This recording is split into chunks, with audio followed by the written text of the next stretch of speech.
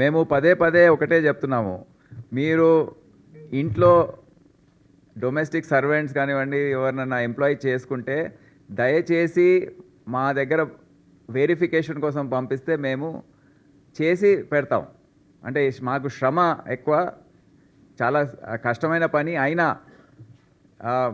మన ప్రజల సేఫ్టీ కోసం ఈ పని చేయడానికి మేము సిద్ధంగా ఉన్నాం.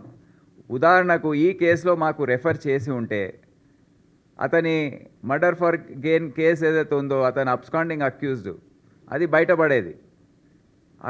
ఒక మర్డర్ అక్యూజ్ని వాళ్ళు ఇంట్లో పెట్టుకొని పని చేయించుకుంటున్నారు. సో వితౌట్ వెరిఫికేషన్ పరిచయాలతో వాళ్ళు పిలిపియడము, పనిలో పెట్టుకోవడం. ఇప్పుడు బెంగాల్ ఆ ప్రాంతాల నుండి దాదాపు 10-15 మంది ఆ ఇంట్లో పనిచేస్తున్నారు. ఒక నమ్మకం మీద వాళ్ళు అక్కడ ఉన్నారు, వీళ్ళు కూడా వాళ్ళని ఎంప్లాయ్ చేసి పెట్టారు. కానీ ఎటువంటి వెరిఫికేషన్ వారికి జరగలేదు, వాళ్ళు అడగలేదు.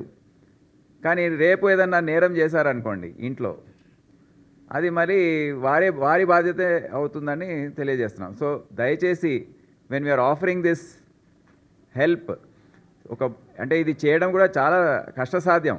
మా ఎస్బీ వాళ్ళు, క్రైమ్, సిసిఎస్ అందరూ నేర చరిత్ర అదంతా తీసి, అవును వీళ్ళు okay, they don't have any criminal history అని చెప్పడం అనేది చాలా కష్టమైన పని. ఎందుకంటే కంట్రీ వైడ్ డేటాబేస్ని పరిశీలించాలి. అయినా we're ready to do it అని ప్రజలకు తెలియజేస్తున్నాము.